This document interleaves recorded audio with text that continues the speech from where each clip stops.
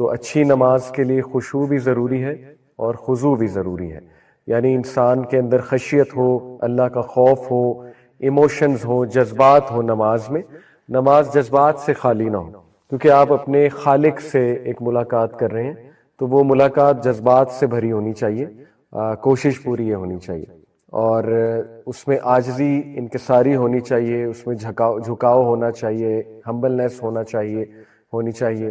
اسی طرح اس میں باڈیلی پوسچرز بہت ڈگنیفائڈ ہونے چاہیے، اس میں جلد بازی نہیں ہونی چاہیے، اس میں جو ہے وہ ریشنس نہیں ہونی چاہیے، اس میں لاپرواہی نہیں ہونی چاہیے، اور اس میں ایک ڈگنیفائڈ طریقے سے انسان کو نماز ادا کرنی چاہیے جو نبی صلی اللہ علیہ وسلم نے سکھایا ہے.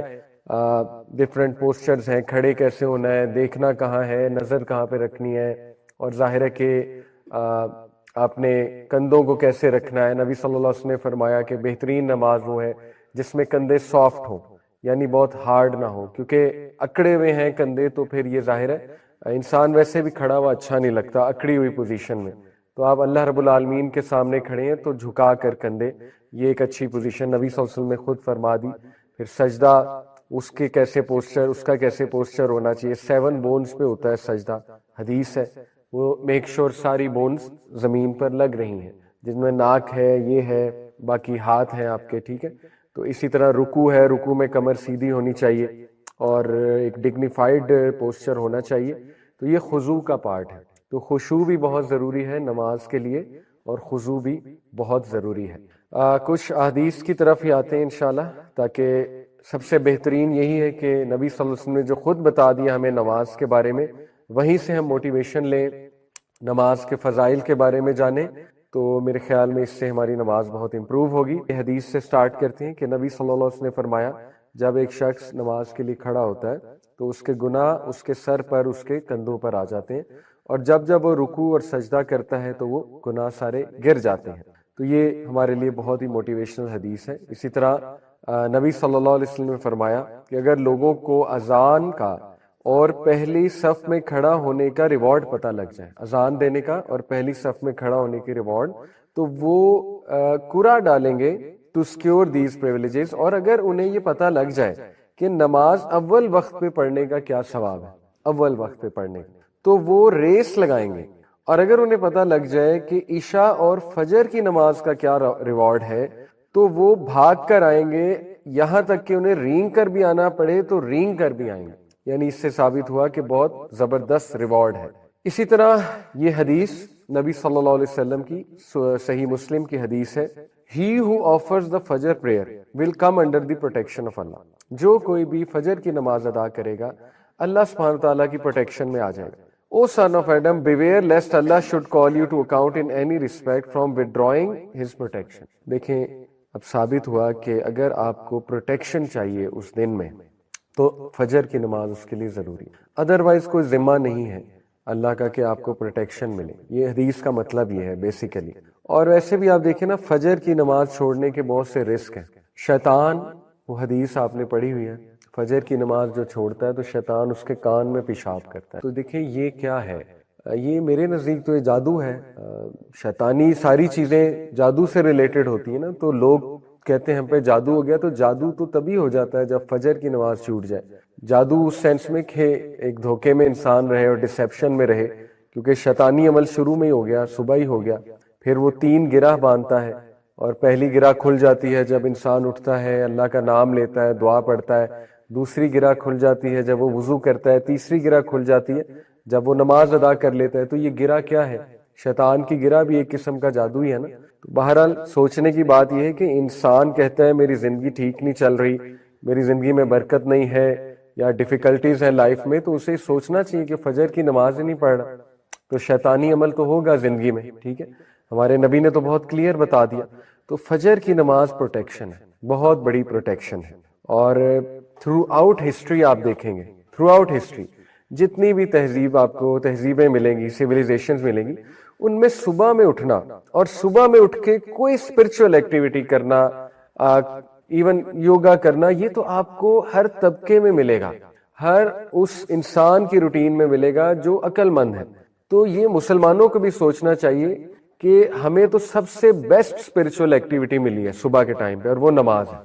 فجر کی نماز، تو اس کو چھوڑنا یہ بہت گھاٹے کا سودا ہے، بہت گھاٹے کا سودا ہے، اور بہت فیئرز ہوتے ہیں لوگوں کے، طرح طرح کے فیئرز ہوتے ہیں، ٹھیک ہے، کہ میری نیند خراب ہو جائے گی، اور اگر میں اٹھ گیا تو میرے سر میں درد ہونا شروع ہو جائے گا اگر میری نیند نہ پوری ہوئی، یا مجھے فلو ہو جائے گا وغیرہ وغیرہ۔ آن دا کنٹرری آپ فجر کی نماز پڑھیں گے، اللہ آپ کو صحت دے دے گا، آپ کی صحت بہتر ہو جائے گی، ٹھیک ہے، آپ کی انرجی بہتر ہو جائے گی۔ تو یہ تو فیئر ہے، شیطان یہ فیئرز ڈالتا ہے۔ بہرحال نبی صلی اللہ علیہ وسلم نے فرمایا، یہ میں آپ کو حدیث بتا چکا ہوں، کہ اگر انہیں فجر اور عشاء کی نماز کے میرٹس پتہ لگ جائیں تو وہ رینگ کر بھی آئیں گے۔ فجر کے کچھ میرٹس آپ کے سامنے ہیں۔ سب سے پہلے اللہ کی پروٹیکشن، ڈیوائن پروٹیکشن، یہ صحیح مسلم میں آتا ہے۔ نمبر 2، فجر کی جو تلاوت ہے، نماز کی تلاوت، وہ فرشتے وٹنس کرتے ہیں۔ فجر کی نماز کی تلاوت فرشتے وٹنس کرتے ہیں، تو یہ بہت خوبصورت بات، فرشتے آپ کو کھڑا وٹنس کرتے ہیں، آپ کا نام بتاتے ہیں اللہ سبحانہ تعالیٰ کو جا کر واپس، ٹھیک ہے، کہ یہ شخص آیا تھا۔ حدیث میں آتا ہے کہ جب انسان فوت ہوگا اور اس کی روح کو اوپر لے جایا جا رہا ہوگا، فرشتے آئیں گے، اس کی روح کو اوپر لے کر جائیں گے، اگر تو نیک روح ہے، ٹھیک ہے، تو فرشتے بڑی خوبصورت شکلوں میں آئیں گے اور سفید لباس پہنا ہوگا، اس کی روح کو پہلے آسمان پہ، دوسرے آسمان پہ، 7 آسمان تک لے جائیں گے۔ ہر آسمان پہ کھڑے فرشتے اس کو سلام کریں گے اس کا نام لے کر۔ اب سکولرز یہ کہتے ہیں کہ نام کیسے پتا ہے فرشتوں کو، ٹھیک ہے، جیسے مثال کے طور پہ آپ میں سے کوئی عبداللہ ہے، عبداللہ کا نام لے کے سلام کیا جائے گا۔ آپ میں سے کوئی فاطمہ ہے، فاطمہ کا نام لیا جائے گا کہ سلام ہو آپ پر۔ اب سکولرز کہتے ہیں فرشتوں کو نام کیسے پتا ہے آپ کے؟ اسی طرح پتا ہے، جو بندہ فجر پڑھتا ہے اس کا نام پتا ہے فرشتوں، جو بندہ نیک اعمال کر رہا ہے تو فرشتے لے جاتے ہیں نا اس کے عمل اللہ کی طرف، منڈے اور تھرسڈیز کو حدیث میں آتا ہے، تو فرشتوں کو پتا ہے یہ بندہ کون ہے، کیونکہ عمل پہ نیم ٹیگ لکھا ہوتا ہے، تو فرشتوں کو پتا ہے یہ وہی روح آ گئی ہے جو یہ عمل کرتی تھی، تو دے نو یور نیم۔ تو یہ بڑی سعادت کی بات ہے، ٹھیک ہے، کہ فرشتے وٹنس کرتے ہیں آپ کے اس عمل کو، فجر پہ کھڑے ہونے کو۔ اور تیسرا، بلیسنگز ان لائیولیہڈ، نبی صلی اللہ علیہ وسلم کی دعا لگی ہے اس شخص کو جو فجر کی نماز ادا کرتا ہے۔ نبی صلی اللہ علیہ وسلم نے فرمایا، اے میرے رب، میری امت کو برکت دے ہر اس چیز میں جو وہ صبح کے وقت کرتے ہیں۔ تو صبح کے وقت نماز سے سٹارٹ ہوتی ہے روٹین، تو اللہ کے نبی کی دعا لگی ہے اس انسان کو جو فجر کی نماز پڑھتا ہے، ٹھیک ہے۔ اس کے بعد کنفرم وے ٹو پیراڈائز، نبی صلی اللہ علیہ وسلم نے فرمایا جو کوئی بھی 2 ٹھنڈی نمازیں پڑھتا ہے، ٹھنڈی نمازیں کون سی ہیں؟ فجر اور عصر، ول گو ٹو پیراڈائز۔ عصر ٹھنڈی نماز اس سینس میں کہ اس ٹائم پہ پھر شام ہو رہی ہوتی ہے تو دھوپ ڈھل رہی ہوتی ہے، ٹھیک ہے، تو ٹھنڈی نماز۔ تو نبی صلی اللہ علیہ وسلم نے فرمایا جو کوئی بھی فجر اور عصر کی نماز پڑھے گا شیورلی اسے جنت ملے گی، اللہ تعالیٰ اسے جنت میں داخل کرے گا۔ تو دیکھیں یہ بہت خوبصورت حدیث ہے، موٹیویشن ہے فجر پر اٹھنے کی۔ اسی طرح ایک اور موٹیویشن ہے، وہ یہاں پر مینشن نہیں، میں آپ کو بتا دیتا ہوں۔ اللہ کے نبی صلی اللہ علیہ وسلم نے فرمایا بشارت دے دو ان لوگوں کو جو اندھیرے میں فجر کی نماز پڑھنے جاتے ہیں، کیونکہ قیامت والے دن ان کے پاس لائٹ ہوگی۔ آپ کو پتا ہے یہ کیا موقع ہے لائٹ والا؟ قیامت میں میدان حشر میں کچھ جو ہے نا وہ فیزز ہیں، وہ فیزز میں آپ کے سامنے رکھتا ہوں کوئکلی۔ سب سے پہلا فیز جب اللہ ہم سب کو اٹھائے گا، مردوں میں اللہ تعالیٰ روح رکھے گا، دوبارہ سے اٹھائے گا سب کو، تو سب سے پہلے سٹینڈنگ ہے، لوگ بہت دیر تک کھڑے رہیں گے، یعنی پہلے وہ چلیں گے میدان حشر کی طرف، ایک دم سے بوکھلا کر یہ کیا ہو گیا، ہمیں کس نے اٹھا دیا، اور چل کر وہ میدان حشر کی طرف جائیں گے، اور وہاں جا کے وہ بہت دیر تک کھڑے رہیں گے۔ اور پھر سیکنڈ جو فیز ہے وہ ہے حوض کوثر، اللہ سبحانہ تعالیٰ حوض کوثر لائیں گے اور نبی صلی اللہ علیہ وسلم وہاں موجود ہوں گے۔ جو لوگ پیاسے ہیں بہت زیادہ، اور سبھی پیاسے ہوں گے، کھڑے رہ کے انہیں پیاس بہت لگی ہوگی، سورج بہت قریب آیا ہوگا، ان لوگوں کو حوض کوثر سے پانی پلایا جائے گا۔ بہت سے لوگ بھاگیں گے حوض کوثر کی طرف، لیکن صرف ان لوگوں کو آگے کیا جائے گا جو نبی صلی اللہ علیہ وسلم کی سنت پر زندگی گزارتے تھے، ان کو پانی پلایا جائے گا، وہاں سے جو بھی مشروب ہے وہ پلایا جائے گا حوض کوثر سے۔ باقیوں کو پیچھے کر دیا جائے گا، کفار کو تو ویسے ہی پیچھے کر دیا جائے گا، لیکن ایسے لوگ جو مسلمان ہیں لیکن انہوں نے سنت پر عمل نہیں کیا یا چینج کر دیا دین کو، بدعت میں پڑ گئے، ان کو بھی فرشتے پیچھے کر دیں گے۔ دوسرا فیز ہے۔ تیسرا فیز یہ ہے کہ دوبارہ سے بہت دیر تک کھڑا رہنے پڑے گا، اور یہاں تک کہ لوگ اللہ سے یہ التجا کرنے لگیں گے کہ ہمارے رب بے شک ہمیں جہنم میں ڈال دے، یہاں سے نکال لے، یعنی اتنا زیادہ وہاں پہ ٹرائل ہوگا میدان حشر میں۔ اور اس کے بعد نبی صلی اللہ علیہ وسلم سفارش کریں گے، سفارش اللہ سے کریں گے سجدے میں گر کے، کس چیز کی سفارش؟ کہ اللہ حساب شروع کر دے، تو اللہ تعالیٰ حساب شروع کر دیں گے، ٹھیک ہے۔ حساب کس طرح شروع ہوگا؟ سب سے پہلے انسان کے ڈیڈز کو ایگزامن کیا جائے گا، ایگزامینیشن آف ڈیڈز، آپ کے ہاتھ میں آپ کا اعمال نامہ پکڑایا جائے گا، ٹھیک ہے، اس کو ایگزامینیشن آف ڈیڈز کہتے ہیں۔ اس کے بعد میزان سجایا جائے گا، پہلی سٹیج ہے ایگزامینیشن، اس کے بعد میزان کس لیے سجایا جائے گا کہ یہ دوبارہ دیکھ لیں، ان کو تسلی ہو جائے دوبارہ کہ کوئی زیادتی نہیں، میزان میں بھی اعمال تولے جائیں گے۔ اور میزان میں اعمال تولنے کے بعد جو ہے وہ پھر ایک فیز آتا ہے جب کہ اندھیرا چھا جائے گا، گھپ اندھیرا چھا جائے گا، پچ ڈارکنس ہوگی، اس میں کچھ لوگوں کے پاس لائٹ ہوگی، ٹھیک ہے، وہ لوگ لائٹ کے سہارے پل صراط کی طرف جائیں گے اور ایزیلی پہنچ جائیں گے۔ کچھ لوگ کے پاس بالکل لائٹ نہیں ہوگی تو وہ گریں گے، کٹیں گے، زخم لگیں گے انہیں، اور بہت زیادہ تکالیف جھیلیں گے اور بہت ایک مینٹل ڈسٹریس سے گزریں گے اور پھر جا کر پل صراط تک پہنچیں گے۔ یہ لائٹ والے کون لوگ ہیں؟ فجر والے اس دن، ٹھیک ہے، حدیث میں آتا ہے کہ ان لوگوں کو بشارت دے دو قیامت والے دن ان کے پاس لائٹ ہوگی، اس فیز میں لائٹ ہوگی جب پچ ڈارکنس ہے، ٹھیک ہے، یہ وہ والے لوگ ہیں۔ تو دیکھیں اتنے زیادہ فائدے سبحان اللہ فجر کی نماز جو ہے وہ اس کو چھوڑنا بہت بڑا گھاٹے کا سودا ہے۔ یہ ایک جسٹ ٹو کریٹ امپیکٹ اور جسٹ ٹو ٹیل یو کہ نبی صلی اللہ علیہ وسلم when he said فجر کی 2 سنتیں دنیا کی ہر چیز سے زیادہ قیمتی ہیں، تو جسٹ ٹو کریٹ امپیکٹ، یہ مکیش امبانی کا گھر ہے اور یہ دنیا کا سب سے مہنگا گھر ہے، ممبئی میں ہے غالباً، دنیا کا سب سے مہنگا گھر ہے، تو فجر کی سنتیں اس سے بھی زیادہ قیمتی ہیں، 2 سنتیں فجر کی، حدیث میں آتا ہے 2 cycles of prayer، 2 سنتیں فجر کی بفور دی فجر پریئر، یعنی 2 سنتیں are better than the world and everything in it، دنیا اور دنیا کی ہر نعمت سے بہتر ہے فجر کی 2 سنتیں۔ they are both more beloved to me than the entire world، وہ میرے لیے دنیا کی تمام چیزوں سے زیادہ قیمتی ہیں، نبی صلی اللہ علیہ وسلم یہ کہہ رہے ہیں۔ تو دیکھیں کتنا ریوارڈ ہے فجر کی 2 سنتوں میں، ٹھیک ہے، تو یہ ہمارے لیے موٹیویشن ہے کہ فجر کی نماز وہ کیچ کرنا کتنا ضروری ہے۔ نبی صلی اللہ علیہ وسلم نے فرمایا، صحیح بخاری صحیح مسلم کی حدیث ہے، There are angels who take turns in visiting you by night and by day، angels آتے ہیں آپ کو وزٹ کرتے ہیں دن میں بھی رات میں بھی، اور ان کی شفٹ لگتی ہے، اور وہ اسمبل ہو جاتے ہیں، جمع ہو جاتے ہیں 2 نمازوں کے وقت، فجر اور عصر۔ وہ لوگ وہ اینجلز جنہوں نے تمہارے ساتھ رات بتائی ہوتی ہے، رات کے وقت وہ آسمان کی طرف جاتے ہیں اپنے رب کی طرف، اور اللہ سبحانہ تعالیٰ ان سے پوچھتے ہیں کہ تم نے میرے بندوں کو کس سٹیٹ میں پایا؟ وہ کہتے ہیں کہ ہم نے جب انہیں چھوڑا تو وہ نماز ادا کر رہے تھے، اور جب ہم ان کی طرف گئے تو وہ نماز ادا کر رہے تھے۔ چھوڑا کب؟ یہ عصر کے شام کے ٹائم، اور آئے کب؟ فجر کے ٹائم۔ تو فجر کے ٹائم بھی کیا دیکھا؟ نماز پڑھ رہے ہیں، اور جب چھوڑا تب کیا کر رہے تھے؟ تب بھی نماز پڑھ رہے تھے، ٹھیک ہے۔ تو دیکھیں یہ اینجلز کا رپورٹ کرنا آپ کا نام لے کر، یہ بہت بڑا آنر ہے، ٹھیک ہے، اللہ کو بتانا جا کر۔ خشوع میں نے آپ کو بتایا تھا وہ دل کی سٹیٹ کو کہتے ہیں، انٹرنل سٹیٹ کو۔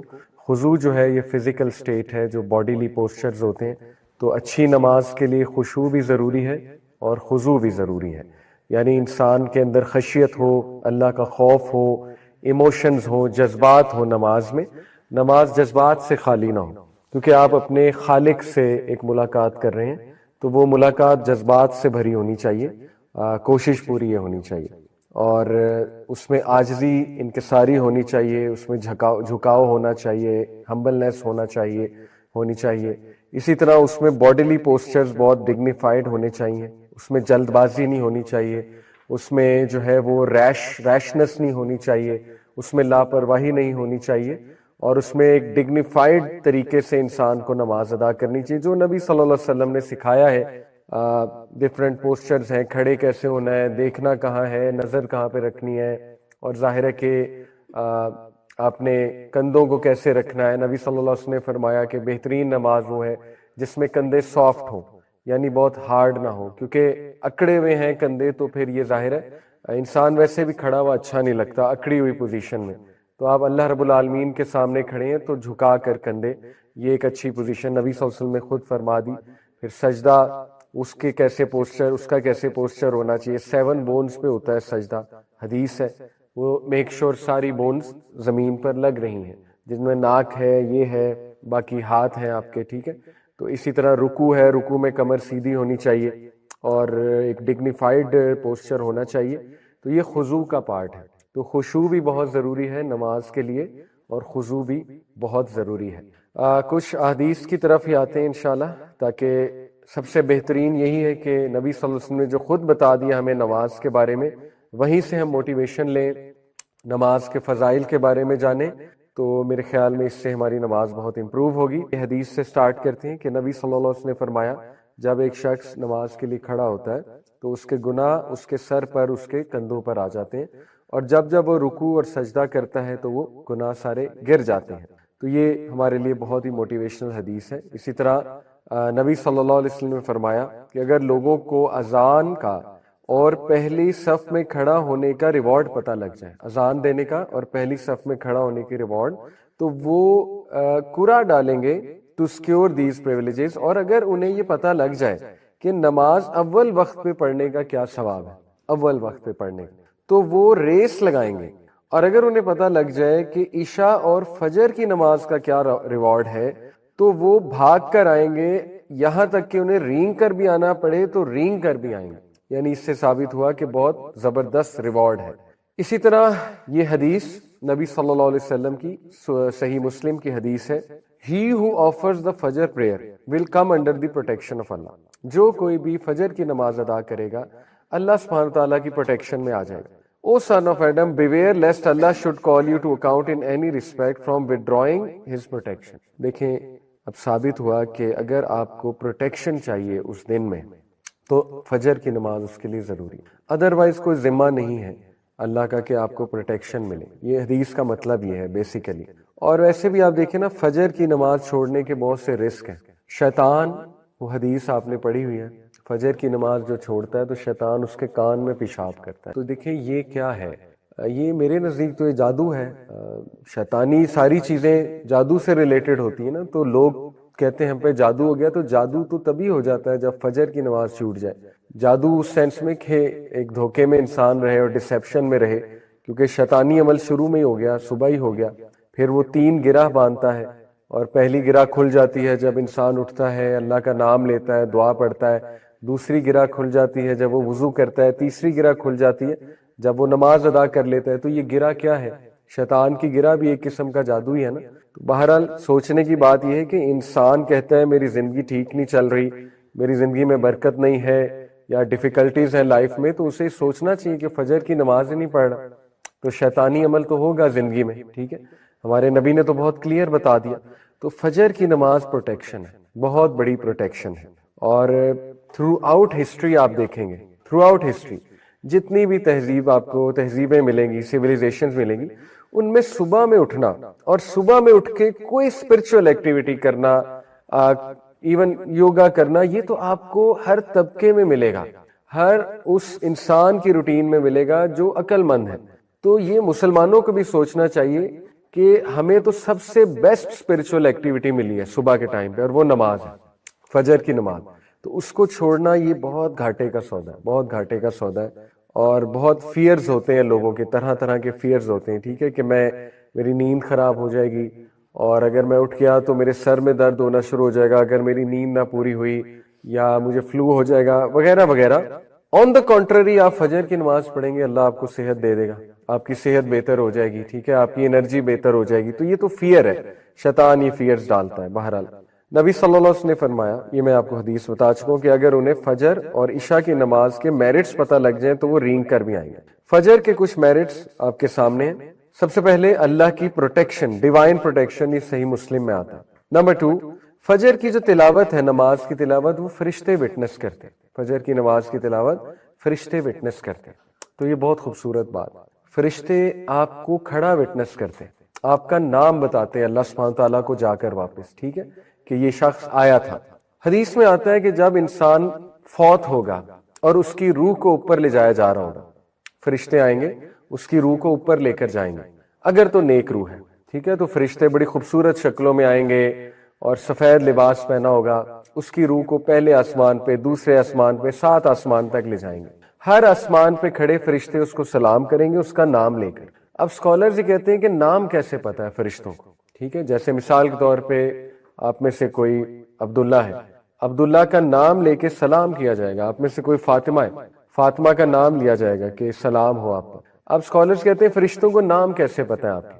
اسی طرح پتہ ہے، جو بندہ فجر پڑھتا ہے اس کا نام پتا ہے فرشتوں. جو بندہ نیک اعمال کر رہا ہے تو فرشتے لے جاتے ہیں نا اس کے عمل اللہ کی طرف. منڈے اور تھرسڈیز کو حدیث میں آتا ہے تو فرشتوں کو پتا ہے یہ بندہ کون ہے، کیونکہ عمل پہ نیم ٹیگ لکھا ہوتا ہے. تو فرشتوں کو پتا ہے یہ وہی روح آ گئی ہے جو یہ عمل کرتی تھی، تو دے نو یور نیم. تو یہ بڑی سعادت کی بات ہے، ٹھیک ہے، کہ فرشتے وٹنس کرتے ہیں آپ کے اس عمل کو، فجر پہ کھڑے ہونے کو.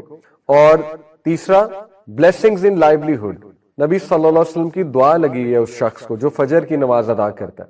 نبی صلی اللہ علیہ وسلم نے فرمایا، اے میرے رب، میری امت کو برکت دے ہر اس چیز میں جو وہ صبح کے وقت کرتے ہیں. تو صبح کے وقت نماز سے سٹارٹ ہوتی ہے روٹین، تو اللہ کے نبی کی دعا لگی ہے اس انسان کو جو فجر کی نماز پڑھتا ہے، ٹھیک ہے. اس کے بعد کنفرم وے ٹو پیراڈائز.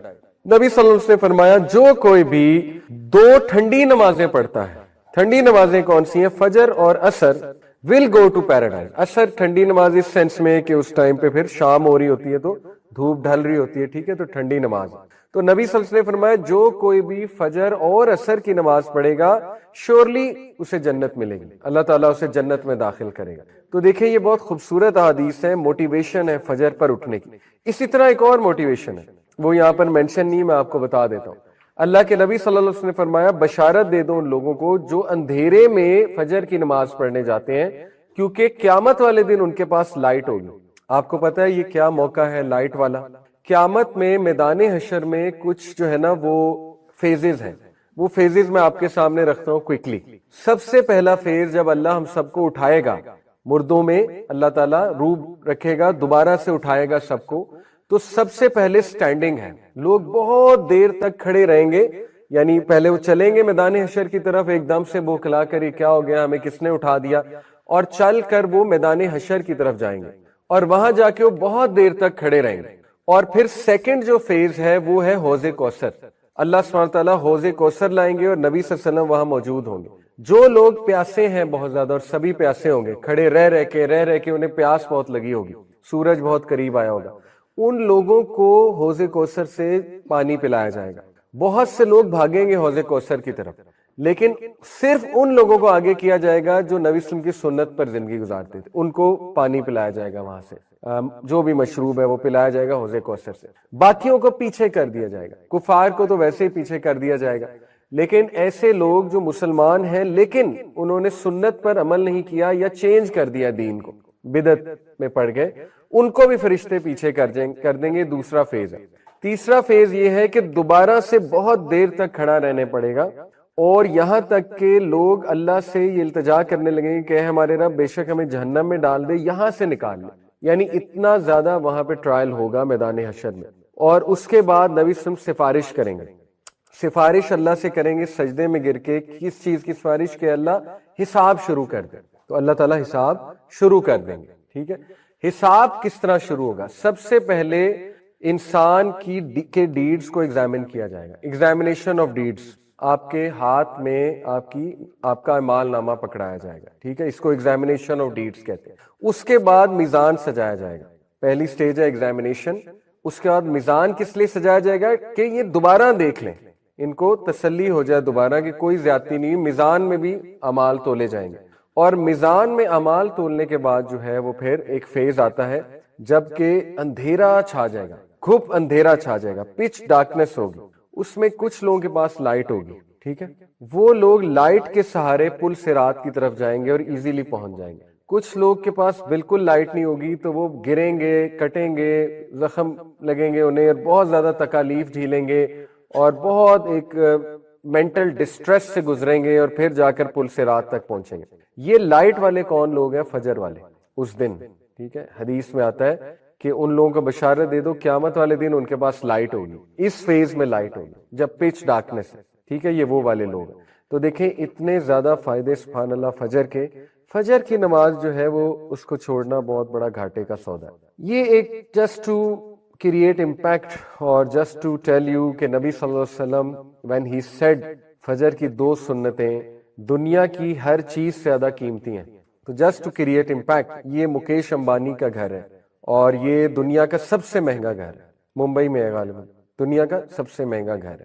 تو فجر کی سنتیں اس سے بھی زیادہ قیمتی ہیں. 2 سنتیں فجر کی، حدیث میں آتا 2 cycles of prayer. دو سنتیں فجر کی بفور دی فجر پہ، یعنی دو سنتیں are better than the world and everything in it, دنیا اور دنیا کی ہر نعمت سے بہتر ہے فجر کی دو سنتیں. They are both more beloved to me than the entire world, وہ میرے لیے دنیا کی تمام چیزوں سے زیادہ قیمتی ہیں. نبی صلی اللہ علیہ وسلم یہ کہہ رہے. تو دیکھیں کتنا ریوارڈ ہے فجر کی دو سنتوں میں. ٹھیک ہے، تو یہ ہمارے لیے موٹیویشن ہے کہ فجر کی نماز وہ کیچ کرنا کتنا ضروری ہے. نبی صلی اللہ علیہ وسلم نے فرمایا، صحیح بخاری صحیح مسلم کی حدیث ہے، there are angels who take turns in visiting you by night and by day. Angels آتے ہیں آپ کو وزٹ کرتے ہیں دن میں بھی رات میں بھی، اور ان کی شفٹ لگتی ہے، اور وہ اسمبل ہو جاتے ہیں، جمع ہو جاتے ہیں دو نمازوں کے وقت، فجر اور عصر. وہ لوگ وہ اینجلز جنہوں نے تمہارے ساتھ رات بتائی ہوتی ہے، رات کے وقت وہ آسمان کی طرف جاتے ہیں اپنے رب کی طرف، اور اللہ سبحانہ تعالیٰ ان سے پوچھتے ہیں کہ تم نے میرے بندوں کو کس سٹیٹ میں پایا. وہ کہتے ہیں کہ ہم نے جب انہیں چھوڑا تو وہ نماز ادا کر رہے تھے، اور جب ہم ان کی طرف گئے تو وہ نماز ادا کر رہے تھے. چھوڑا کب؟ یہ عصر کے شام کے ٹائم، اور آئے کب؟ فجر کے ٹائم. تو فجر کے ٹائم بھی کیا دیکھا؟ نماز پڑھ رہے ہیں، اور جب چھوڑا تب کیا کر رہے تھے؟ تب بھی نماز پڑھ رہے تھے. ٹھیک ہے، تو دیکھیں یہ اینجلز کا رپورٹ کرنا آپ کا نام لے کر، یہ بہت بڑا آنر ہے. ٹھیک ہے، اللہ کو بتانا جا کر. خشوع میں نے آپ کو بتایا تھا وہ دل کی سٹیٹ کو کہتے ہیں، انٹرنل سٹیٹ کو. خضوع جو ہے یہ فزیکل سٹیٹ ہے، جو باڈیلی پوسچرز ہوتے ہیں. تو اچھی نماز کے لیے خشوع بھی ضروری ہے اور خضوع بھی ضروری ہے، یعنی انسان کے اندر خشیت ہو، اللہ کا خوف ہو، ایموشنز ہو، جذبات ہو نماز میں. نماز جذبات سے خالی نہ ہو، کیونکہ آپ اپنے خالق سے ایک ملاقات کر رہے ہیں، تو وہ ملاقات جذبات سے بھری ہونی چاہیے. کوشش پوری یہ ہونی چاہیے، اور اس میں عاجزی انکساری ہونی چاہیے، اس میں جھکاؤ ہونا چاہیے، ہمبلنس ہونی چاہیے. اسی طرح اس میں باڈیلی پوسچرز بہت ڈگنیفائڈ ہونے چاہیے، اس میں جلد بازی نہیں ہونی چاہیے، اس میں جو ہے وہ ریشنس نہیں ہونی چاہیے، اس میں لاپرواہی نہیں ہونی چاہیے، اور اس میں ایک ڈگنیفائڈ طریقے سے انسان کو نماز ادا کرنی چاہیے جو نبی صلی اللہ علیہ وسلم نے سکھایا ہے. ڈفرینٹ پوسچرز ہیں، کھڑے کیسے ہونا ہے، دیکھنا کہاں ہے، نظر کہاں پہ رکھنی ہے، اور ظاہر ہے کہ آپ نے کندھوں کو کیسے رکھنا ہے. نبی صلی اللہ علیہ وسلم نے فرمایا کہ بہترین نماز وہ ہے جس میں کندھے سافٹ ہوں، یعنی بہت ہارڈ نہ ہو، کیونکہ اکڑے ہوئے ہیں کندھے تو پھر یہ ظاہر ہے انسان ویسے بھی کھڑا ہوا اچھا نہیں لگتا اکڑی ہوئی پوزیشن میں. تو آپ اللہ رب العالمین کے سامنے کھڑے ہیں تو جھکا کر کندھے، یہ ایک اچھی پوزیشن نبی صلی اللہ علیہ وسلم نے خود فرما دی. پھر سجدہ، اس کا کیسے پوسچر ہونا چاہیے. 7 بونز پہ ہوتا ہے سجدہ، حدیث ہے. وہ میک شور ساری بونز زمین پر لگ رہی ہیں، جن میں ناک ہے، یہ ہے، باقی ہاتھ ہیں آپ کے. ٹھیک ہے، تو اسی طرح رکوع ہے، رکوع میں کمر سیدھی ہونی چاہیے اور ایک ڈگنیفائڈ پوسچر ہونا چاہیے. تو یہ خضوع کا پارٹ ہے. تو خشوع بھی بہت ضروری ہے نماز کے لیے، اور خضوع بھی بہت ضروری ہے. کچھ احادیث کی طرف ہی آتے ہیں انشاءاللہ، تاکہ سب سے بہترین یہی ہے کہ نبی صلی اللہ علیہ وسلم نے جو خود بتا دیا ہمیں نماز کے بارے میں، وہیں سے ہم موٹیویشن لیں، نماز کے فضائل کے بارے میں جانیں. تو میرے خیال میں اس سے ہماری نماز بہت امپروو ہوگی. یہ حدیث سے سٹارٹ کرتے ہیں کہ نبی صلی اللہ علیہ وسلم نے فرمایا، جب ایک شخص نماز کے لیے کھڑا ہوتا ہے تو اس کے گناہ اس کے سر پر، اس کے کندھوں پر آ جاتے ہیں، اور جب وہ رکوع اور سجدہ کرتا ہے تو وہ گناہ سارے گر جاتے ہیں. تو یہ ہمارے لیے بہت ہی موٹیویشنل حدیث ہے. اسی طرح نبی صلی اللہ علیہ وسلم نے فرمایا کہ اگر لوگوں کو اذان کا اور پہلی صف میں کھڑا ہونے کا ریوارڈ پتہ لگ جائے، اذان دینے کا اور پہلی صف میں کھڑا ہونے کے ریوارڈ، تو وہ قرعہ ڈالیں گے ٹو سکیور دیز پریویلیجز. اور اگر انہیں یہ پتہ لگ جائے کہ نماز اول وقت پہ پڑھنے کا کیا ثواب ہے، اول وقت پہ پڑھنے کا، تو وہ ریس لگائیں گے. اور اگر انہیں پتہ لگ جائے کہ عشاء اور فجر کی نماز کا کیا ریوارڈ ہے، تو وہ بھاگ کر آئیں گے، یہاں تک کہ انہیں رینگ کر بھی آنا پڑے تو رینگ کر بھی آئیں گے. یعنی اس سے ثابت ہوا کہ بہت زبردست ریوارڈ ہے. اسی طرح یہ حدیث نبی صلی اللہ علیہ وسلم کی صحیح مسلم کی حدیث ہے، He who offers the Fajr prayer will come under the protection of Allah. جو کوئی بھی فجر کی نماز ادا کرے گا اللہ سبحانہ تعالیٰ کی پروٹیکشن میں آ جائے گا. O son of Adam, beware lest Allah should call you to account in any respect from withdrawing his protection. دیکھیں اب ثابت ہوا کہ اگر آپ کو پروٹیکشن چاہیے اس دن میں تو فجر کی نماز اس کے لیے ضروری ہے. ادروائز کوئی ذمہ نہیں ہے. اللہ کا کہ آپ کو پروٹیکشن ملے. یہ حدیث کا مطلب یہ ہے بیسیکلی. اور ویسے بھی آپ دیکھیں نا فجر کی نماز چھوڑنے کے بہت سے رسک ہیں. شیطان، وہ حدیث آپ نے پڑھی ہوئی ہے، فجر کی نماز جو چھوڑتا ہے تو شیطان اس کے کان میں پیشاب کرتا ہے. تو دیکھیں یہ کیا ہے، یہ میرے نزدیک تو یہ جادو ہے.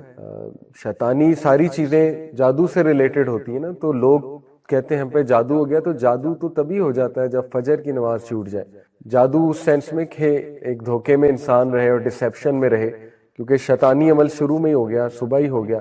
پھر وہ 3 گرہ باندھتا ہے، اور پہلی گرہ کھل جاتی ہے جب انسان اٹھتا ہے، اللہ کا نام لیتا ہے، دعا پڑھتا ہے. دوسری گرہ کھل جاتی ہے جب وہ وضو کرتا ہے. تیسری گرہ کھل جاتی ہے جب وہ نماز ادا کر لیتا ہے. تو یہ گرہ کیا ہے؟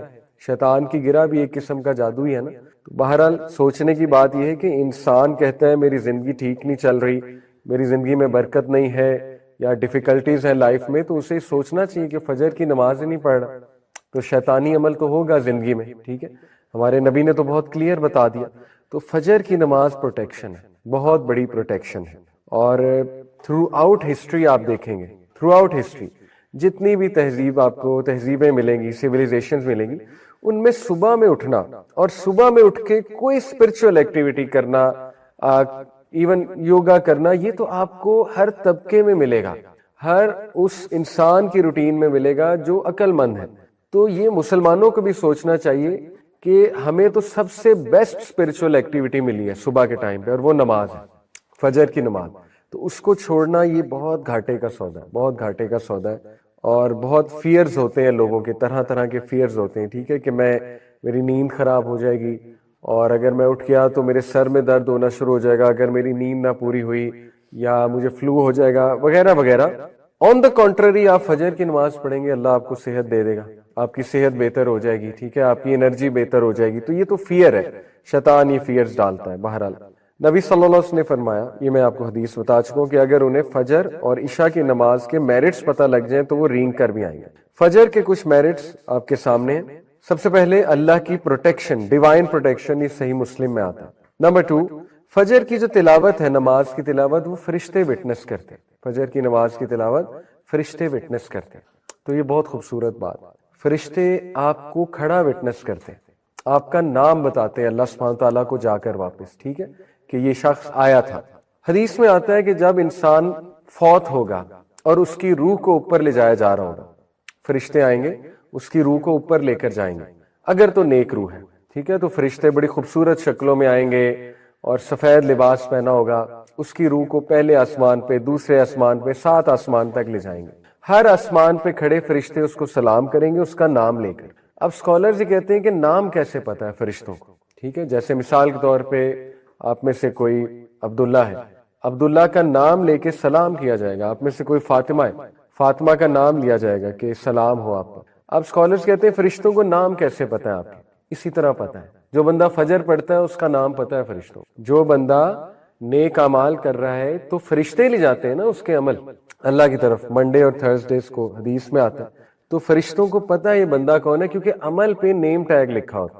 تو فرشتوں کو پتا ہے یہ وہی روح آ گئی ہے جو یہ عمل کرتی تھی، تو دے نو یور نیم. تو یہ بڑی سعادت کی بات ہے. ٹھیک ہے، کہ فرشتے وٹنس کرتے ہیں آپ کے اس عمل کو، فجر پہ کھڑے ہونے کو. اور جو ہے وہ غالب کے ڈسینڈنٹ، اور ابو عبیدہ جو ہے الحارث کے ڈسینڈنٹ ہے. اس کا مطلب کہ ڈسٹنٹ کزن بھی ہیں یہ نبی صلی اللہ علیہ وسلم کے. اور ابن عمر رضی اللہ عنہ نے کہا، ان کا ایک قول آپ کے سامنے رکھتا ہوں، عبداللہ بن عمر، حضرت عمر رضی اللہ عنہ کے بیٹے، کہ عبداللہ بن عمر جو ہے وہ کہتے ہیں کہ 3 most noble and notable people of Quraysh other than Rasulullah sallallahu alaihi wasallam, of course, 3 most notable people of Quraysh، وہ کون کون ہیں according to عبداللہ بن عمر؟ ابو بکر صلی اللہ عنہ، عثمان بن عفان صلی اللہ عنہ، and number 3 Abu Ubaidah bin الجرہ. So this is how much صحابہ used to respect Abu Ubaidah bin الجرہ. عشرہ مبشرہ میں سے of course the 10 blessed companion جو ہم ہر کلاس میں ڈسکس کرتے ہیں، جن میں پہلے 4 خلفائے راشدین ہیں، زبیر بن العوام ہے، سعید بن زید ہے، عبد الرحمن بن عوف ہے، سعد بن ابی وقاص ہے، ابو عبیدہ بن جرہ ہے. So these are the 10 blessed companions. اور بدری صحابی ہیں، یعنی بدری صحابی ہونا اور پھر 10 blessed companions میں سے ہونا اور پھر سابقون الاولون میں سے ہونا، very very early Muslim. یعنی ابو Ubaidah bin جرہ is one of the few people جنہوں نے رسول اللہ صلی اللہ علیہ وسلم کے ہاتھ پہ ڈائریکٹ اسلام قبول کیا ہے. تو یہ بھی بہت بڑا ایک رتبہ ہے، کیونکہ زیادہ تر صحابہ اس دور میں ابو بکر صدیق کے ہاتھ پہ انہوں نے اسلام قبول کیا، لیکن ابو عبیدہ بن جراح رضی اللہ عنہ کے بارے میں آتا ہے کہ نبی صلی اللہ علیہ وسلم کے ہاتھ پہ انہوں نے اسلام قبول کیا، even before the house of Arqam, دار ارکم سے پہلے کچھ اسکالرس کہتے ہیں انہوں نے اسلام قبول کیا. سو دس از دی آنر آف ابو عبیدہ بن الجراح. تو شروع کے جو چند 7 to 8 کنورٹس تھے ان میں ان کا جو ہے وہ شمار ہوتا ہے، ہم نے ڈسکس کیا، رائٹ. سو ہز ٹائٹل امین الامہ، trustworthy of the ummah. His appearance, he was slim, relatively tall, اور ان کی جو بیئرڈ تھی it was uneven, thin beard, اتنی گھنی بیئرڈ نہیں تھی، but obviously he was slim and tall because he was a warrior، اور he was bred for war، a nurtured warrior، ایک ایسے جنگجو جنہوں نے بچپن سے ٹریننگ کی ہے. اور یہ بھی ان سے لیسن لرن کرنے کے لیے بڑا امپورٹنٹ لیسن ہے کہ to maintain your physical fitness from a very young age. تو دیکھیے ان کے جو والد تھے، پہلی تو بات، he was a very skilled Archer, exceptionally skilled Archer, یعنی کہ آرچری کے بہت بڑے ماہر، اور اسکاؤٹ بہت زبردست تھے. اللہ کے نبی صلی اللہ علیہ وسلم نے جنگ بدر میں بھی، جنگ احد میں بھی انہیں اسکاؤٹنگ پرپز کے لیے استعمال کیا. انفیکٹ یہ اتنے ایکسپرٹ اسکاؤٹ تھے کہ یہ جانور کی گوبر دیکھ کے بتا دیتے تھے کہ جانور نے کوئی سامان کیری کیا ہوا تھا، آیا وہ جنگی سامان تھا یا وہ کسی اور طرح کا سامان تھا، اور جانور بھوکا تھا یا جانور کا پیٹ بھرا ہوا تھا.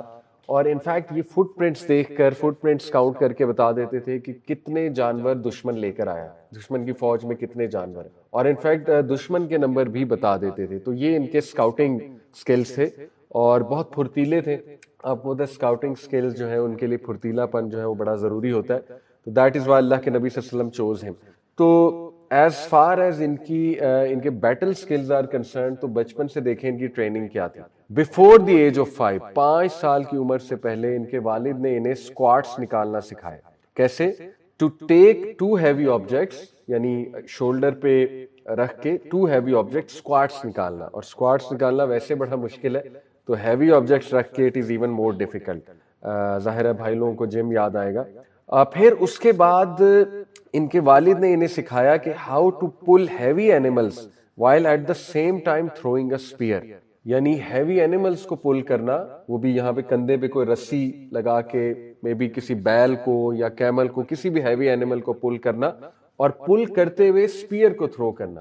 یہ بھی بہت کمال کا سکل ہے. اب یہ اسٹرینتھ ٹریننگ ہے، جو آج جم ٹرینرز آپ کو پتا ہے کتنے کتنے پیسے لے کے اسٹرینتھ ٹریننگ کرواتے ہیں. ٹھیک ہے، اسٹرینتھ ٹریننگ میں اسٹیمنا بلڈ ہوتا ہے، اس میں اسٹرینتھ بلڈ ہوتی ہے، اس میں بہت زیادہ ویٹ لفٹنگ ہوتی ہے. تو یہ بچپن سے کر رہے ہیں، امیجن. اور 8 سال کی عمر میں ان کے والد نے انہیں سکھایا کہ ایک اسٹیشنری ٹارگٹ کو کیسے شوٹ کرنا ہے، آرچری سکھائی.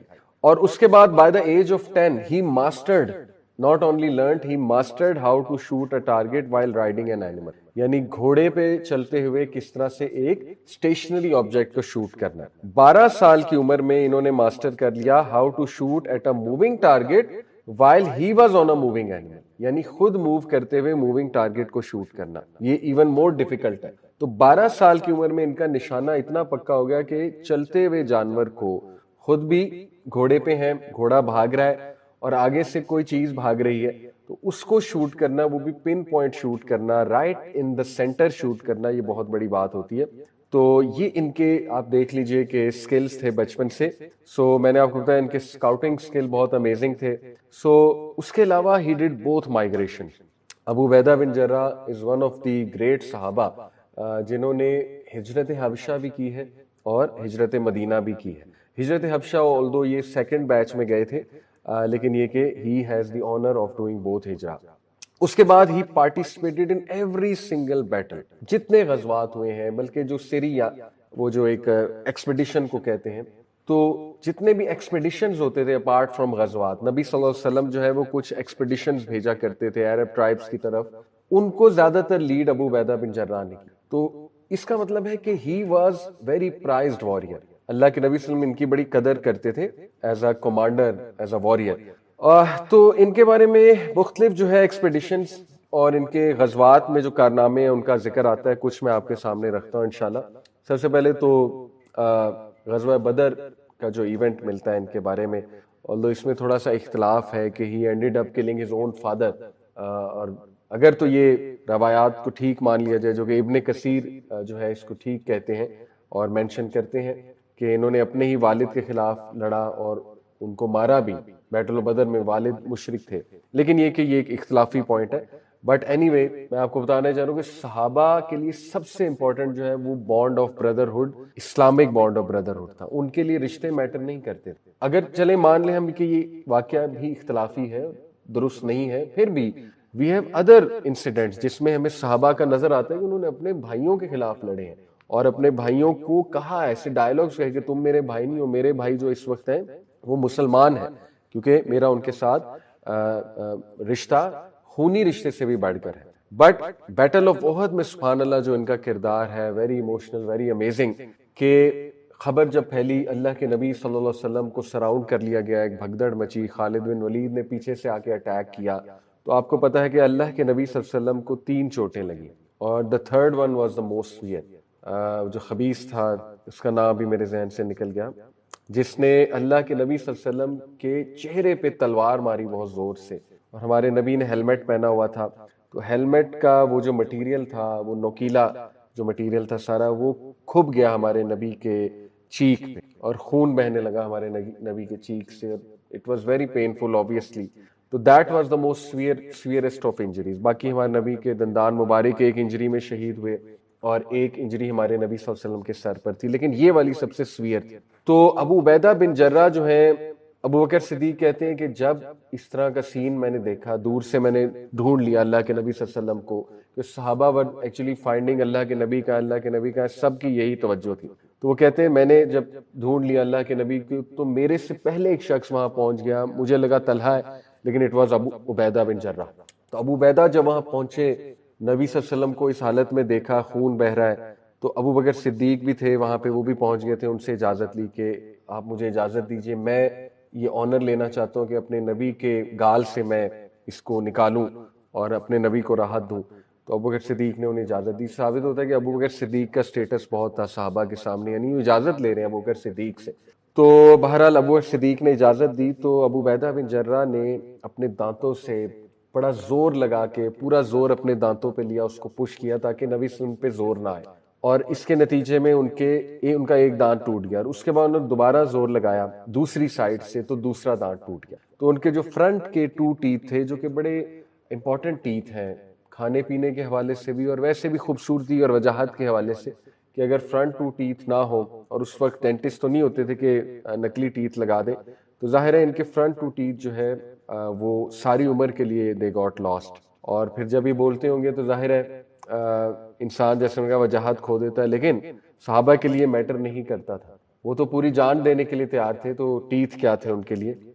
تو اس پہ بڑا فخر بھی کرتے تھے کہ میں نے اللہ کے نبی کے لیے، یہ چلو گواہی ہے، ٹیسٹیمنی ہے کہ کچھ تو قربانی میری ہے. تو سبحان اللہ، انہوں نے اس طرح سے اللہ کے نبی صلی اللہ علیہ وسلم کو پروٹیکٹ کیا. دیٹ واز بیٹل آف احد. اور اس کے بعد ایک اور بڑا زبردست واقعہ آتا ہے، ایکسپیڈیشن آف الخبط. خبط ڈرائیڈ لیوز کو کہتے ہیں، بڑی مشہور، ایک بڑا مشہور ایکسپیڈیشن ہے. اس کا بیک گراؤنڈ یہ ہے کہ نبی صلی اللہ علیہ وسلم نے 8 ہجری میں، سن 8 ہجری میں ابو عبیدہ بن جرہ کو کمانڈر بنا کر بھیجا قافلے کا. تقریباً 300 پلس فوجی تھے ابو عبیدہ بن جرہ کے ساتھ، ٹو observe a قریش کاروان and potentially attack Juhaynah tribe. Juhaynah tribe کو اٹیک کرنا تھا، اور ایک کاروان آ رہا تھا قریش کا، اس کو آبزرو کرنا تھا. لوکیشن الخبط تھی، یہ لوکیشن بھی ہے سی کوسٹ کے قریب، ریڈ سی کے قریب غالباً. تو اس کو الخبط اس لیے بھی کہا جاتا ہے ایکسپیڈیشن آف ڈرائیڈ لیوز، کیونکہ 1 مہینہ، یہ اتنی مشکل ایکسپیڈیشن تھی کہ 1 مہینہ مسلمان فوج نے کچھ نہیں کھایا تھا، یہاں تک کہ جب ان کو بالکل ڈر لگنے لگا کہ اب ہماری موت واقع ہو جائے گی، کچھ نہیں کھایا، تو انہوں نے ڈرائیڈ لیوز کو چبایا تھا، ڈرائیڈ لیوز کھائے تھے، اس لیے اس کو الخبط، ایکسپیڈیشن آف الخبط بھی کہتے ہیں. لیکن ہوا اللہ کا کرنا یہ کہ یہ واپس آ رہے تھے ایکسپیڈیشن سے، تو راستے میں سی کوسٹ پر انہیں ایک بہت ہیوج ویل نظر آئی ابو عبیدہ بن الجرہ کو، اور he is one of the few صحابہ جنہوں نے سی فوڈ کھایا اوبیسلی. تو ابو عبیدہ بن جرہ اور ان کی آرمی نے جب وہ ویل دیکھی، بہت ہیوج تھی، اتنی ہیوج تھی کہ میں آپ کو اس کا سائز بتاتا ہوں. اس کے بارے میں آتا ہے کہ ابو عبیدہ بن جرہ خود بھی ٹال تھے، ان کا کیمل بھی ٹال تھا، تو اس کے جو ربز تھیں اس کے انڈر سے ابو عبیدہ بن جرہ ایزیلی پاس کیے اپنے کیمل پر بیٹھے ہوئے، یعنی ہیوج ویل، آپ اندازہ لگا لیں، سپرم ویل کہتے ہیں اسے. تو ابو عبیدہ بن جرہ اور ان کی فوج نے 15 سے 20 دن اس ویل کو کھایا، اس کے ظاہر ہے میٹ کو، اور اللہ کا شکر ادا کیا. ظاہر ہے اتنی بھوک لگی ہو تو ایسے حالات میں تو ایون حرام کھا سکتے ہیں، سور مل جائے وہ کھا سکتے ہیں، قرآن کی آیت ہے جب موت کا آپ کو ڈر ہو. تو خیر وہ تو ویل تھی. تو یہ بڑا ایک ایڈونچرس اور انٹرسٹنگ واقعہ ہے. تو انہوں نے آ کے پھر نبی صلی اللہ علیہ وسلم کو بتایا کہ یا رسول اللہ اس طرح سے ہمارے ساتھ واقعہ ہوا، ہم نے ویل کھائی تو کیا ہم نے ٹھیک کیا، حلال ہے؟ تو اللہ کے نبی صلی اللہ علیہ وسلم نے کہا کہ اگر تو کچھ بچا ہوا ہے تو مجھے بھی دکھاؤ. تو پھر کوک کر کے اللہ کے نبی صلی اللہ علیہ وسلم کو کھلایا گیا، تو اللہ کے نبی نے کھایا.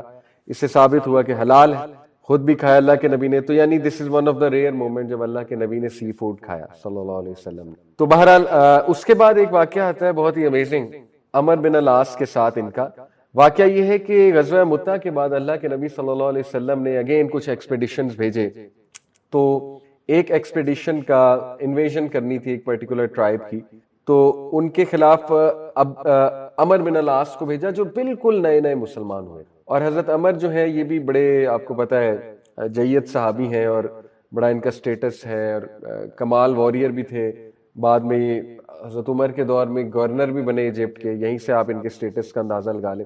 لیکن ابھی یہ نئے نئے مسلمان تھے. تو نبی صلی اللہ علیہ وسلم نے ان کو بھیجا، تو انہوں نے نبی صلی اللہ علیہ وسلم کو اطلاع دی، غالباً لیٹر لکھا کہ یا رسول اللہ ہمیں کچھ جو ہے وہ ری انفورسمنٹس چاہیے، کیونکہ اینیمی کا میں نے اندازہ لگایا ہے تو وہ ٹرائب از ٹو لارج اور ہمیں کچھ ری انفورسمنٹس چاہیے ہوں گی. تو اللہ کے نبی صلی اللہ علیہ وسلم نے ری انفورسمنٹ بھیجی ابو عبیدہ بن الجرہ کے ہاتھ. اور بھیجنے سے پہلے ایک جملہ کہا ابو عبیدہ رضی اللہ عنہ کو کہ ریگارڈنگ عمر بن العاص کہ let not the two of you differ, you and Amr should be on the same way. ایک نصیحت، ظاہر ہے جنگ میں جا رہے ہیں، اب دونوں جید صحابہ اگر ڈفر کر جائیں گے تو پھر آپ کو پتہ ہے کہ کیوس پھیلے گا. تو اللہ کے نبی صلی اللہ علیہ وسلم نے ایک نصیحت فرما دی. اب آپ دیکھیں صحابہ کتنا سیریسلی لیتے تھے اللہ کے نبی کی نصیحت کو. لیکن میں آپ کو بتانا ہی چاہ رہا ہوں کہ اٹ از ویری ہارڈ کہ آپ دیکھیں نا، ہماری تو اکڑ نہیں ختم ہوتی، ہمارا تو ایٹیٹیوڈ نہیں جاتا یار میں پرانا ہوں، میرے اوپر نیا بندہ کیسے آ سکتا ہے، میں پرانا ہوں مجھے نیا بندہ آرڈر کیسے دے سکتا ہے، میری یہ خدمات ہیں، ٹھیک ہے نا، میں نے یہ کیا، میں نے وہ کیا. تو ابو عبیدہ بن جرہ جب وہاں پہنچے تو وہی ہوا. عمر بن العاص کا ایک ایٹیٹیوڈ تھا، نئے نئے مسلمان بھی تھے، ٹھیک ہے نا، ہر بندے کی ایک پرسنالٹی ہوتی ہے. تو عمر بن العاص تھوڑا ڈومینیٹنگ تھے. جیسے ابو عبیدہ وہاں پہنچے تو انہوں نے کہا کہ ٹھیک ہے اب میں کمانڈ کروں گا تو آپ سائڈ پہ ہو جائیں اور let me tell every one کہ کیا کرنا ہے. تو ابو عبیدہ بن جرہ نے ایک بات کی، انہوں نے کہا کہ نہیں اصل میں میری آرمی ظاہر ہے مجھے زیادہ جانتی ہے، میں ساتھ آیا ہوں تو لیٹ می کمانڈ دیم، میں آپ کے ساتھ ہوں but let me command them. اور اٹ میک سینس کیونکہ آپ کی آرمی آپ کو جانتی تو آپ کے ساتھ زیادہ اچھا انٹریکٹ کر سکتی، ٹھیک ہے. لیکن عمر بن العاص کا اپنا ایک موقف تھا، پرسنالٹی بھی ڈومینیٹنگ تھی. انہوں نے کہا نہیں میں تو اسی طرح چلوں گا کہ آپ مجھے کمانڈ کرنے. ابو عبیدہ بن جرہ مسکرائے اور ظاہر ہے اللہ کے نبی کی نصیحت بھی تھی، انہوں نے کہا اوکے ٹھیک نو پرابلم. تو this shows you the amazing character of Abu Ubaidah bin al Jarrah کہ وہ وہاں پر اس وقت فائٹ کر سکتے تھے، آرگیو کر سکتے تھے، ناراض ہو سکتے تھے، کہہ سکتے تھے میں ٹھیک ہے پھر چلا جاتا ہوں جس طرح ہم کرتے ہیں. نبی صلی اللہ علیہ وسلم کو آ کے بتا سکتے تھے، اس ٹائم صبر کر لیتے، بعد میں آ کے شکایت لگاتے، بعد میں آ کے بتاتے کہ دیکھیں میرے ساتھ یہ ہوا ہے، میں بدری صحابی، عشرہ مبشرہ، تو یہ ہے میری عزت. اللہ معاف کرے ہم تو ایسے ہی کہتے ہیں نا. لیکن انہوں نے کہا بھئی اسلام کا فائدہ کس میں ہے، ٹھیک ہے میرے نبی نے بھی مجھے نصیحت کی تھی، چھوٹی چھوٹی باتوں پہ کیا ایشو کریٹ کرنا، بھئی اسلام کا فائدہ ہونا چاہیے، ایز لانگ ایز اسلام کا فائدہ ہو رہا ہے ون ون ہے، میں کون ہوں. تو یہ دس شوز یو الاٹ کہ کتنے ہمبل تھے، کتنے ماڈسٹ تھے، ویری ایزی گوئنگ جینٹل مین، کوئی پوزیشن کی پرواہ نہیں، کوئی پولیٹکس کی پرواہ نہیں. تو دوسروں کے لیے آسانی پیدا کرنے والے بنے، ٹھیک ہے نا. خاندانی معاملات میں آپ نے دیکھا ہے ایگو آ جاتی ہے، چھوٹی چھوٹی باتوں پہ ایگو، مجھے بلایا نہیں جی، مجھے صحیح سے پروٹوکول نہیں دیا، یہ نہیں کیا، وہ نہیں کیا. بھائی کیوں آپ دوسروں کی زندگیاں اجیرن بناتے، کیوں آپ مشکلات کھڑی کرتے ہیں دوسروں کے لیے. اللہ کے لیے کریں، معاف کریں دوسروں کو، اللہ کے لیے ایزی گوئنگ ہو جائے. آپ دیکھیں اللہ تعالیٰ کیسے آپ کو دیتا ہے، اللہ کے بھی کچھ بنائے ہوئے اصول ہیں نا، سبحان اللہ.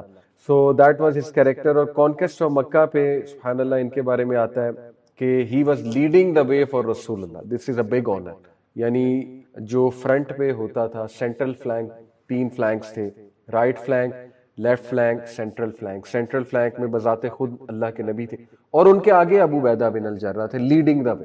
دس از اے بگ آنر. ٹھیک ہے. اور پھر ہی واز دا ون جنہوں نے نبی صلی اللہ علیہ وسلم کا ٹینٹ بھی سیٹ اپ کیا. Again a big honour for Abu Ubaidah bin al Jarrah. تو ان کا سٹیٹس کچھ باتیں میں آپ کو بتاتا ہوں کہ how was he viewed by صحابہ، اور نبی صلی اللہ علیہ وسلم ان کو کیا کہتے تھے. اللہ کے نبی صلی اللہ علیہ وسلم نے ان کو ٹائٹل دیا امین الامہ، trustworthy of the nation, جو کہ بہت بڑا ٹائٹل ہے. اس کے پیچھے پورا واقعہ ہے.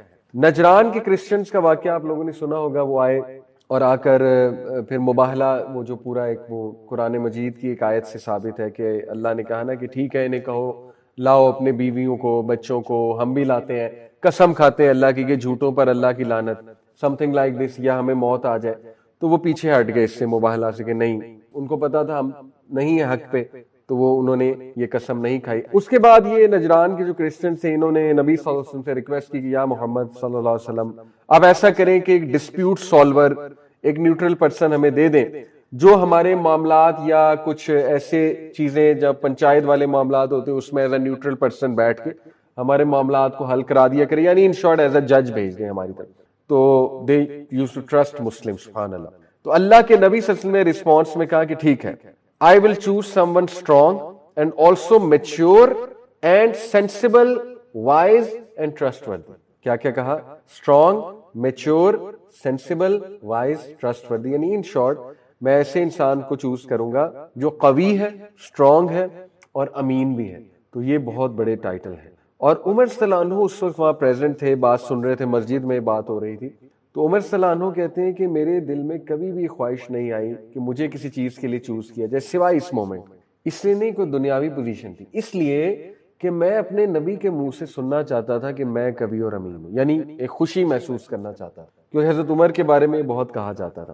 لیکن وہ کہتے ہیں کہ اللہ کے نبی نے نماز پڑھی اور اس کے بعد ابو عبیدہ بن جرح کی طرف اشارہ کیا کہ یہ ہے وہ کبھی اور امین شخص، اور یہ امین الامہ ہے. تو دیٹ واز دا مومنٹ جب اللہ کے نبی صلی اللہ علیہ وسلم نے کہا کہ ہر امت کا ایک امین ہوتا ہے اور میری امت کا امین ابو عبیدہ ہے. بہت بڑا ٹائٹل. امین کا مطلب ہوتا ہے یعنی ایسا شخص جس پہ ٹرسٹ کیا جا سکے اور ایسا شخص جو لاج رکھے کسی چیز کی. یعنی میں نے کسی پہ ٹرسٹ کیا وہ وہ میری لاج بھی رکھے، اور اسلام کی لاج رکھنے والا، امت کی لاج رکھنے والا، یہ تو بہت بہت بہت بڑا ٹائٹل ہے. اللہ اکبر. جیسے وہ ایک صحابی تھے، ان کا نام جو ہے جریر بن عبداللہ، ان کو بھی اللہ کے نبی صلی اللہ علیہ وسلم نے یہی نصیحت کی تھی نا، انہوں نے اسلام قبول کیا کہ تم امت کی لاج رکھنا، یعنی اسلام کی لاج رکھنا.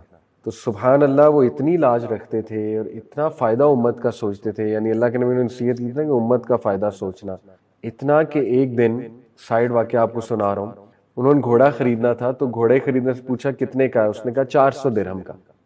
تو وہ مسکرائے، کہتے کہ پکی بات ہے 400 درہم کا ہے؟ اس نے کہا جی 400 درہم کا ہے. انہوں نے کہا نہیں اتنے کا نہیں. بندہ سمجھ گیا کہ اب یہ کام کرائیں گے یہ وہ. انہوں نے کہا اچھا مجھے اپنے مالک کے پاس لے کر چلو. مالک کے پاس لے کر گیا وہ بندہ، تو سیم بات کی کہ یہ تو تم صحیح پرائس نہیں اس کی لگا رہے. وہ بڑا حیران ہوا، کہتا اچھا آپ بتا دیں کتنے کا ہونا چاہیے. کہتے 500 درہم کا ہونا چاہیے. تو وہ اتنا حیران ہوا، کہتے یہ شخص کون ہے، مطلب زیادہ لگا رہا ہے. تو وہ مسکرائے، کہتے 500. کہتے اچھا چلیں ٹھیک ہے. کہتے نہیں ابھی بھی کم ہے، 600 کا ہونا چاہیے. یہ کہتے میرے خیال 800 درہم پہ آئے اور پھر اسے کہا کہ تم صحیح پرائس نہیں لگا رہے، اس کی اصل پرائس یہ ہے. وہ بندہ اتنا حیران ہوا، کہتا ہے کہ یہ آپ کیا باتیں کر رہے ہیں، مطلب یہ کس طرح کا ایکشن ہے، میں نے آج تک نہیں دیکھا کہ کوئی بندہ ڈبل دے جائے.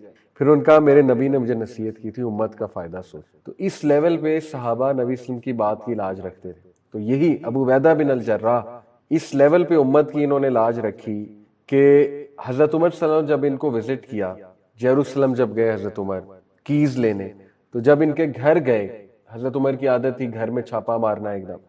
جب ان کے گھر گئے، یہ گورنر تھے اس وقت، تو حضرت عمر رونے لگ گئے. کوئی سامان نہیں ہے. حضرت عمر نے بلکہ عمر بن العاص کو بھی ڈانٹا، خالد بن ولید کو بھی ڈانٹا کہ تم لوگ جمعہ ابھی دمشق آئے ہو اور دیکھو تمہارا لباس بدل گیا، تمہاری چال چلن بدل گئی، اور اس میں کوئی حرج نہیں ہے.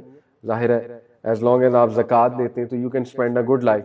لیکن ابو عبیدہ بن جرح پہ ذمہ داری اتنی بڑی تھی سبحان اللہ کہ انہوں نے کچھ نہیں رکھا. اور حضرت عمر صلی اللہ علیہ وسلم رونے لگے کہ کچھ بھی نہیں ہے، ایون برتن پرانے ہیں، ایک گدا سا پڑا ہوا ہے اس پہ لیٹتے ہیں، اور سامنے دیوار پہ بس وہ ان کا تیر اور کمان لٹکے ہوئے ہیں.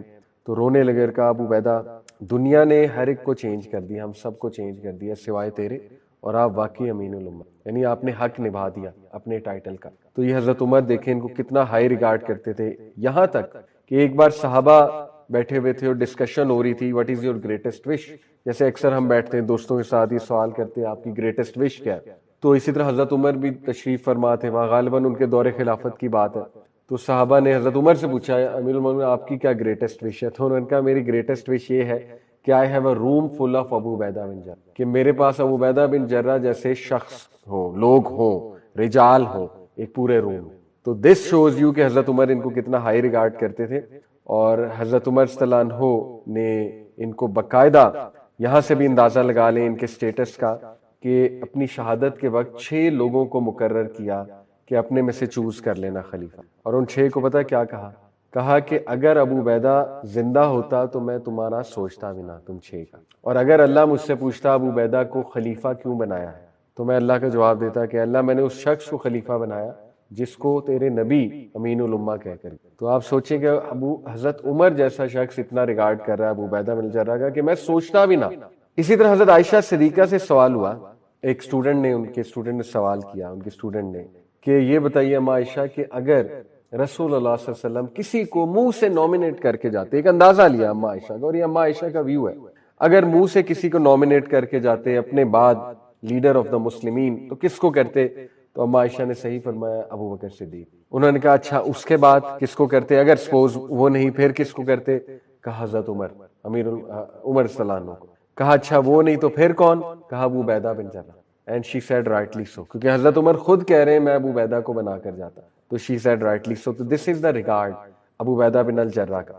پھر آپ ان کی سٹیٹس کے یہاں سے اندازہ لگائیں کہ بنو ثقیفہ پہ جو میٹنگ ہوئی تھی, اللہ کے نبی صلی اللہ علیہ وسلم کے وصال کے فوراً بعد ایک میٹنگ ہو گئی تھی, انصار چوز کر رہے تھے اپنے میں سے خلیفہ.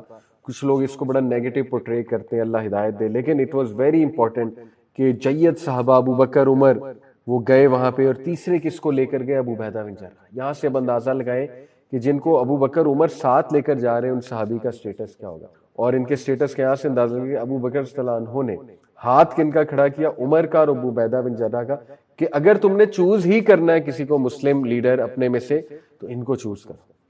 اور اس کی وجہ یہ تھی کہ اگر انصار میں سے کوئی بن جاتا تو ایک فتنہ پھیل جاتا, بہت لڑائی پھیل جاتی, اور یہ بھی ضروری تھا. دیکھیں مسلم ایڈمنسٹریٹو میٹرز کو دیکھنا, فوراً سے فتنہ نہ پھیل جائے, یہ بھی تو اللہ کے نبی کا حکم ہے. تو that was very noble of them. اور یہاں سے اندازہ لگا لیں کہ ابو عبیدہ بن جرہ کا ہاتھ کھڑا کیا. اور ایک اور واقعہ آتا ہے کہ حضرت عمر صلی اللہ عنہ نے ایک بار اپنے غلام کو 4000 درہم دے کر بھیجا, اور اسے کہا کہ معاذ بن جبل کو اور ابو عبیدہ کو دے کر آؤ.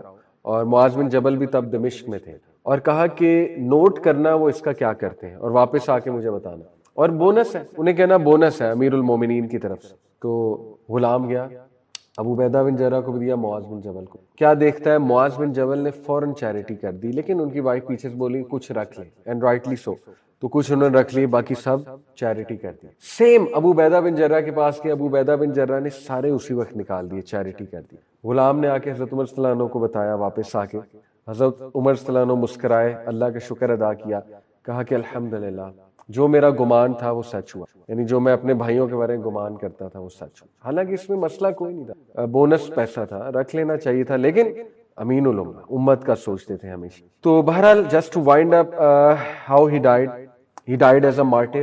in fact he is one of the person جو شہید ہوتے ہوئے حدیث سنا رہے کہ طاعون میں جو شہید ہو جاتا ہے, پلیگ میں جو مارا جاتا ہے وہ شہید, کیونکہ خود بھی یہ طاعون کی وجہ سے ان کی شہادت ہوئی.